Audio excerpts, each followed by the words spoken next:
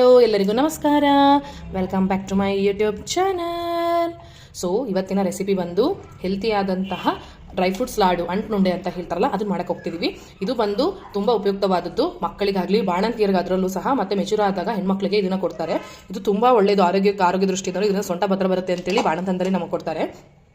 ಹಾಗಾದ್ರೆ ಬನ್ನಿ ಹೇಗೆ ಮಾಡೋದು ಅಂತ ಹೇಳ್ಬಿಟ್ಟು ನೋಡೋಣ.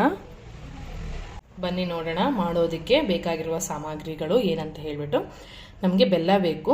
ಇದು ನಮಗೆ ಸ್ವೀಟ್ ನೋಡಿಕೊಂಡು ಎಷ್ಟು ಬೇಕೋ ಅಷ್ಟು ಹಾಕೋಬಹುದು. ನಾವಿಲ್ಲಿ 1 ಕಪ್ ಅಷ್ಟು ಬೆಲ್ಲ ತೊಗೊಂಡಿದ್ದೀವಿ. ಮತ್ತು ಇದಕ್ಕೆ ಮೇನ್ ಅಂಟು ಬೇಕು, ಅಂಟ್ನುಂಡೆಗೆ. ನಂತರ ನಾವಿಲ್ಲಿ ದ್ರಾಕ್ಷಿ ತೊಗೊಂಡಿದ್ದೀವಿ. ನಂತರ ನಾವಿಲ್ಲಿ ಶುಂಠಿ ಪುಡಿ ಬರುತ್ತಲ್ವಾ, ಒಣ ಶುಂಠಿ ಪೌಡ್ರ್, ಅದರಲ್ಲೂ ಅದು ತುಂಬ ಒಳ್ಳೆಯದು. ಸೊ ಅದು ತೊಗೊಂಡಿದ್ದೀವಿ. ಸ್ವಲ್ಪ ಒಣ ಕೊಬ್ಬರಿ, ಸ್ವಲ್ಪ ಪಿಸ್ತಾ ಸಣ್ಣಗೆ ಹೆಚ್ಕೊಂಡಿರೋದು, ಸ್ವಲ್ಪ ಖರ್ಜೂರನೂ ಅಷ್ಟು ಸಣ್ಣಗೆ ಹಚ್ಕೊಂಡಿದ್ದೀವಿ ಇದರಲ್ಲಿ, ಅದು ಸ್ವಲ್ಪ ಗೋಡಂಬಿನೂ ಸಣ್ಣಗೆ ಹಚ್ಕೊಂಡಿದ್ದೆ, ಬಾದಾಮಿ ಸಣ್ಣಗೆ ಹಚ್ಕೊಂಡಿರೋದು, ತುಪ್ಪ 1 ಸಣ್ಣ ಕಪ್ಪಷ್ಟು. ನಂತರ ನಮಗಿಲ್ಲಿ ಗಸಗಸೆ ಬೇಕಾಗುತ್ತೆ, ಅದು ಅಷ್ಟೇ ಒಂದು ಸ್ವಲ್ಪ ಬೇಕು, ಒಂದು ಅರ್ಧ ಕಪ್ಪಷ್ಟು. ಸೊ ಇಲ್ಲಿ ನೋಡ್ಬೋದು ನೀವು ಎಲ್ಲಾದು ಥರವಾದ ಡ್ರೈ ಫ್ರೂಟ್ಸ್ ಏನೇನಿದೆ ಅದೆಲ್ಲ ಇಟ್ಕೊಂಡಿದ್ದೀವಿ ನಾವು. ಸೊ ಎಲ್ಲದನ್ನು ಸಣ್ಣ ಕಟ್ ಮಾಡ್ಕೊಂಡಿದ್ದೀವಿ. ಒಂದು ಅರ್ಧ ಬೌಲ್ ಅಷ್ಟು ಎಲ್ಲ ಸಮ ನಾವು ತೊಗೋಬೋದು. ಈಗ ಬನ್ನಿ ನೋಡೋಣ ಹೇಗೆ ಮಾಡೋದು ಅಂತ ಹೇಳ್ಬಿಟ್ಟು. ಮೊದಲಿಗೆ ಒಂದು ಪಾತ್ರೆಗೆ ಒಂದು ಸ್ವಲ್ಪ ನೀರು ಹಾಕ್ಕೊಂಡಿದ್ದೀವಿ, ಬೆಲ್ಲ ಕರಗಿಸ್ಕೊಳ್ಳೋಕ್ಕೆ. ಅದರಲ್ಲಿ ಏನಾದರೂ ಗಲೀಜಿದ್ರೆ ಶೋಧಿಸ್ಕೋಬೇಕಾಗತ್ತೆ. ಸೊ ಅದಕ್ಕೋಸ್ಕರ ನಾವು ನೀರು ಹಾಕ್ಕೊಂಡಿದ್ದೀವಿ. ಸ್ವಲ್ಪ ನೀರು ಕುದಿಲಿ. ಇವಾಗ ನೋಡ್ಬೋದು ನೀರು ಕುದೀತಾ ಇದೆ. ಇದಕ್ಕೆ ಸ್ವಲ್ಪ ಬೆಲ್ಲ ಹಾಕೋಣ. ನಾವು ಇಷ್ಟು ಹಾಕೋತಾ ಇಲ್ಲ, ಇದರಲ್ಲಿ ಅರ್ಧದಿಂದ ಕಾಲು ಭಾಗದಷ್ಟು ಸ್ವೀಟ್ ನೋಡ್ಕೊಂಡು ನಿಮ್ಗೆ ಎಷ್ಟು ಬೇಕೋ ಅಷ್ಟು ಸ್ವೀಟ್ ಹಾಕೋಬಹುದು.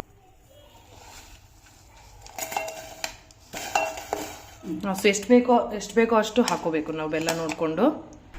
ಈಗ ಈ ಬೆಲ್ಲ ಕರಗಬೇಕು, ಸ್ವಲ್ಪ ಕರಗಲಿ ಅಷ್ಟೇ. ನೀರಲ್ಲಿರೋ ಗಲೀಜೆಲ್ಲ ಇದು ಮಾಡೋಕ್ಕೋಸ್ಕರ ಸ್ವಲ್ಪ ಬೆಲ್ಲ ಕರಗಬೇಕು, ಶೋಧಿಸ್ಕೋಬೇಕಾಗತ್ತೆ ಅದಕ್ಕೋಸ್ಕರ. ಈಗ ನೋಡ್ಬೋದು ಈ ಥರ ಇದು ಎಲ್ಲ ಬೆಲ್ಲ ಎಲ್ಲ ಕರಗಿರುತ್ತೆ. ಇದನ್ನು ನಾವೀಗ ಶೋಧಿಸ್ಕೊಳ್ಳೋಣ. ಡಸ್ಟ್ ಎಲ್ಲ ತಕ್ಕೋಬೇಕು, ಅದಕ್ಕೋಸ್ಕರ ಶೋಧಿಸ್ಕೊಳ್ಳೋಣ. ಸ್ಟವ್ ಆಫ್ ಮಾಡಿ ಶೋಧಿಸ್ಕೊಳ್ಳೋಣ. ಈಗ ಇದನ್ನು ಶೋಧಿಸ್ಕೊಳ್ಳೋಣ. ಈಗ ನೋಡ್ಬೋದು ಶೋಧಿಸ್ಕೊಂಡ್ಮೇಲೆ ಇದರಲ್ಲಿ ಗಲೀಜು ಎಷ್ಟಿದೆ ಅಂದ್ಬಿಟ್ಟು. ಸೊ ಅದಕ್ಕೋಸ್ಕರ ನಾವು ಯಾವಾಗಲೂ ಬೆಲ್ಲನ ಒಂದ್ಸತಿ ಶೋಧಿಸ್ಕೋಬೇಕಾಗುತ್ತೆ. ಈಗ ಈ ಪಾಕನ ಪಕ್ಕಕ್ಕೆ ಇಟ್ಕೊಳ್ಳೋಣ. ಈಗ ಒಂದು ತವ ತೊಗೊಳ್ಳೋಣ, ಒಂದು ಬಾಣಲೆ ತೊಗೊಳ್ಳೋಣ. ಅದಕ್ಕೆ ಒಂದು ಸ್ವಲ್ಪ ತುಪ್ಪ ಹಾಕ್ಕೊಳ್ಳೋಣ.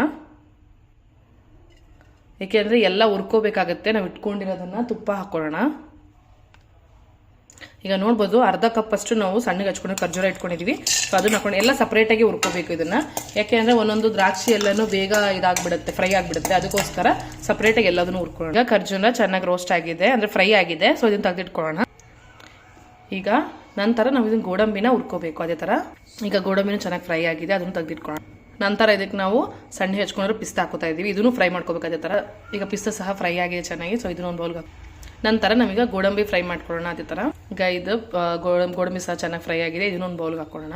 ಈಗ ನಂತರ ನಾವು ಒಣ ದ್ರಾಕ್ಷಿ ಹಾಕೋತಿದ್ದೀವಿ, ಅದನ್ನು ಹುರ್ಕೊಳ್ಳೋಣ. ಈಗ ಈ ದ್ರಾಕ್ಷಿ ಫ್ರೈ ಆಗಿದೆ, ಅದನ್ನೊಂದು ಬೌಲ್ಗೆ ಹಾಕೊಳ್ಳೋಣ. ಈಗ ಒಣ ಕೊಬ್ಬರಿ, ಡ್ರೈ ಕೋಕೋನಟ್ ಇರ್ತಲ್ಲ, ಅದನ್ನು ಸ್ವಲ್ಪ ರೋಸ್ಟ್ ಮಾಡ್ಕೊಳ್ಳೋಣ. ನಂತರ ನಾವು ಗಸಗಸೆ ಹಾಕೋತಾ ಇದ್ದೀವಿ, ಸ್ವಲ್ಪ ಗಸಗಸೆ ಹಾಕೊಳ್ಳೋಣ, ಹುರ್ಕೊಳ್ಳೋಣ. ಈಗ ಅಂಟು ಸಹ ಸ್ವಲ್ಪ ಹುರ್ಕೊಳ್ಳೋಣ. ಈಗ ನೋಡ್ಬೋದು ಅಂಟು ಉರಿತಾ ಅದು ಸ್ವಲ್ಪ ದಪ್ಪ ಆಗ್ತಾ ಬರುತ್ತೆ. ಸೊ ಆ ಥರ ಅದು ಅಂಟು ಚೆನ್ನಾಗಿ ಬೇಯಬೇಕು, ದಪ್ಪ ಆಗಬೇಕು. ಆಮೇಲೆ ಅದನ್ನು ಪುಡಿ ಮಾಡ್ಕೊಳ್ಳೋಣ. ಈಗ ನೋಡ್ಬೋದು ನೀವು ಅದನ್ನು, ಅದು ಹಂಗೇನೆ ಸೈಜ್ ಇನ್ಕ್ರೀಸ್ ಆಗ್ತಾ ಬರುತ್ತೆ. ಈಗ ನೋಡ್ಬೋದು ಅಂಟೆಲ್ಲ ಚೆನ್ನಾಗಿ ಬೆಂದಿದೆ. ಅಂದರೆ ಈ ಥರ ದಪ್ಪ ಆಗುತ್ತೆ, ಮತ್ತು ಬೂಂದಿ ಕಾಳು ಥರ ಆಗುತ್ತೆ. ಸೊ ಇದನ್ನು ಒಂದು ಬೌಲ್ಗೆ ತೆಗೆದಿಟ್ಕೊಳ್ಳೋಣ. ಈಗ ಈ ಅಂಟಿರುತ್ತಲ್ಲ ಅದನ್ನು ಪುಡಿ ಮಾಡ್ಕೊಳ್ಳೋಣ. ಸ್ವಲ್ಪ ಕೈಯಲ್ಲೇ ಪುಡಿ ಮಾಡ್ಕೋಬೋದು ನಾವು. ಸ್ವಲ್ಪ ಆರಬೇಕು, ಆರಿದ ತಕ್ಷಣ ಪುಡಿ ಮಾಡ್ಬೋದು. ನೋಡ್ಬೋದು ಈಗ ಈ ಥರ ಪುಡಿ ಮಾಡಿ ಇಟ್ಕೋಬೇಕು.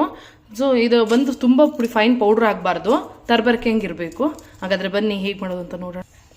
ಈಗ ನಾವು ಬೆಲ್ಲ ಶೋಸಿಟ್ಕೊಂಡಿರ್ತೀವಲ್ವಾ, ಅದನ್ನು ಒಂದು ಪ್ಯಾನ್ಗೆ ಹಾಕೋಬೇಕು. ಅದು ಸ್ವಲ್ಪ ಪಾಕ ಬರಬೇಕು, ಎಳೆ ಪಾಕ ಅಂತಾರ ಆ ಥರ ಬರಬೇಕು. ತೋರಿಸ್ತೀವಿ ನಾವೀಗ. ತುಂಬ ಗಟ್ಟಿ ಪಾಕ ಬೇಡ ನಮಗೆ. ನೋಡ್ಬೋದು ಈಗ ಪಾಕ ಬಂದಿದೆ. ಈ ಥರ ಎಳೆ ಪಾಕ ಅಂದರೆ ಲೈಟಾಗಿರ್ಬೇಕು ಪಾಕ, ತುಂಬ ಗಟ್ಟಿನೂ ಆಗ್ಬೋದಿಲ್ಲ, ಅಂದರೆ ಉಂಡೆ ಗಟ್ಟಿ ಆಗಿಬಿಡುತ್ತೆ. ಸೊ ಬನ್ನಿ ಹಾಗಾದ್ರೆ ನೋಡೋಣ. ಈ ಥರ ಪಾಕ ಆಗಿದೆ. ಈಗ ನಾವು ಸಿಮ್ಮಲ್ಲಿ ಇಟ್ಕೊಂಡು ನಾವು ಹುರಿದಿಟ್ಕೊಂಡಿರೋಂಥ ಎಲ್ಲ ಡ್ರೈ ಫ್ರೂಟ್ಸ್ನ ಆ್ಯಡ್ ಮಾಡ್ಕೊಂತ ಬರೋಣ ಇದಕ್ಕೆ. ಈಗ ಇಲ್ಲಿ ನಾವು ಎಲ್ಲ ಡ್ರೈ ಫ್ರೂಟ್ಸ್ನ ಹಾಕ್ಕೊಂಡಿದ್ದೀವಿ. ಇಲ್ಲೆಲ್ಲ ಡ್ರೈ ಫ್ರೂಟ್ಸ್ನ ಹಾಕ್ಕೊಂಡಿದ್ದೀವಿ. ಇವಾಗ ಚೆನ್ನಾಗಿ ಮಿಕ್ಸ್ ಮಾಡ್ಕೊ. ಇದಕ್ಕೆ ನಾವೀಗ ಗಸಗಸೆ ಮತ್ತು ಒಣ ಕೊಬ್ಬರಿ ಹುರ್ಕೊಂಡಿದ್ದೀವಿ, ಅದನ್ನು ಹಾಕಿ. ಈಗ ನಾವು ಒಂದು ಸ್ವಲ್ಪ ಒಣ ಶುಂಠಿ ಪೌಡ್ರ್ ಹಾಕೋಣ, ಒಂದು ಚಿಟಿಕೆ ಅಷ್ಟಿಂಗೆ ಒಣ ಶುಂಠಿ ಪೌಡ್ರ್ ಹಾಕ್ಕೊಂಡಿದ್ದೀವಿ. ನಂತರ ನಾವು ಪುಡಿ ಮಾಡಿ ಇಟ್ಕೊಂಡಿರ್ತೀವಲ್ವ ಅಂಟು, ಅದನ್ನು ಹಾಕೋಣ. ಇದು ಯೂಶ್ವಲಿ ನಾವು ಬಾಣಂತನದಲ್ಲಿ ಬಾಣಂತಿಯರಿಗೆ ಕೊಡ್ತಾರೆ, ಆಮೇಲೆ ಮೆಚೂರ್ ಆದಾಗೂ ಕೊಡ್ತಾರೆ. ನಾವು ಸಹ ತಿನ್ಬೋದು, ತುಂಬ ಒಳ್ಳೇದಿದ್ದು ಹೆಲ್ತಿಗೆ. ಈಗ ನಾವು ಈ ಹಂತದಲ್ಲಿ ಎಲ್ಲ ಚೆನ್ನಾಗಿ ಮಿಕ್ಸ್ ಆಗಿದೆ. ಈಗ 1 ಟೇಬಲ್ ಸ್ಪೂನ್ ಅಷ್ಟು ನಾವು ತುಪ್ಪ ಹಾಕೋತೀವಿ. 1ರಿಂದ 1.5 ಚಮಚ ಹಾಕೋಬಹುದು. ಇದು ನಾವು ಸಹ ತಿನ್ಬೋದು ಮನೆಯಲ್ಲಿ, ಅಂದರೆ ಇದು ತುಂಬ ಹೆಲ್ತ್ಗೂ ಒಳ್ಳೆಯದು ಡ್ರೈ ಫ್ರೂಟ್ಸ್ ಹಾಕಿರೋದ್ರಿಂದ. ಈಗ ಮಾಡಿಟ್ಕೊಂಡಿರೋ ಅಂಥ ಪಾಕಕ್ಕೆಲ್ಲ ಹಾಕಿದೀವಲ್ವ ಅದನ್ನು ಒಂದು ಬೌಲ್ಗೆ ಹಾಕೊಂಡಿದ್ದೀವಿ. ತುಪ್ಪದ ಕೈ ಮಾಡಿಕೊಂಡು ಉಂಡೆ ಕಟ್ಟಬೇಕು. ಸ್ವಲ್ಪ ಬೆಚ್ಚಗಿದ್ದಾಗೆ ಕಟ್ಬಿಡ್ಬೇಕು, ತಣ್ಣಗಾದ್ರೆ ಉಂಡೆ ಬರೋದಿಲ್ಲ. ಸೊ ಉಂಡೆ ಮಾಡ್ಕೊತ ಹೋಗ್ಬೇಕು. ಈಗ ನೀಟಾಗಿ ಈ ಥರ ಉಂಡೆ ಮಾಡ್ಕೊತ ಹೋಗ್ಬೇಕು. ಯಾವ ಸೈಜ್ ಬೇಕೋ ಆ ಸೈಜ್ ಮಾಡ್ಕೋ. ಯೂಶ್ವಲಿ ನಾವು ಮೀಡಿಯಮ್ ಸೈಜ್ ಮಾಡೇ ಇಟ್ಕೋತೀವಿ. ಸೊ ಈ ಥರ ಉಂಡೆ ಮಾಡಿಕೊಂಡು ನೋಡ್ಬೋದು, ಈ ಥರ ಉಂಡೆ ಆಗಿರುತ್ತೆ. ತುಂಬ ಚೆನ್ನಾಗಿರುತ್ತೆ ಇದು. ಇದನ್ನೊಂದು ಸರ್ವಿಂಗ್ ಪ್ಲೇಟ್ಗೆ ಹಾಕೋಣ. ನೋಡಿದ್ರಲ್ಲ ಈಗ ಹೇಗೆ ಎಮ್ಮೆಯಾದಂತಹ ಅಂಟ್ನುಂಡೆ ರೆಡಿ ಆಗಿದೆ ಅಂದ್ಬಿಟ್ಟು. ಇದು ರುಚಿಕರವಾದ ಡ್ರೈ ಫ್ರೂಟ್ಸ್ ಲಾಡು ಅಂಟ್ನುಂಡೆ. ಸೊ ಇದನ್ನು ನಾವು ಬಾಣಂತಿಯರಿಗೆ, ತುಂಬ ನಮ್ಮ ಕಡೆಲ್ಲ ಬಾಣಂತಿಯರಿಗೆ ಕೊಡ್ತಾರೆ, ಹಾಗೂ ಮೆಚೂರ್ ಆದಾಗೂ ಹೆಣ್ಮಕ್ಳು ಕೊಡ್ತಾರೆ.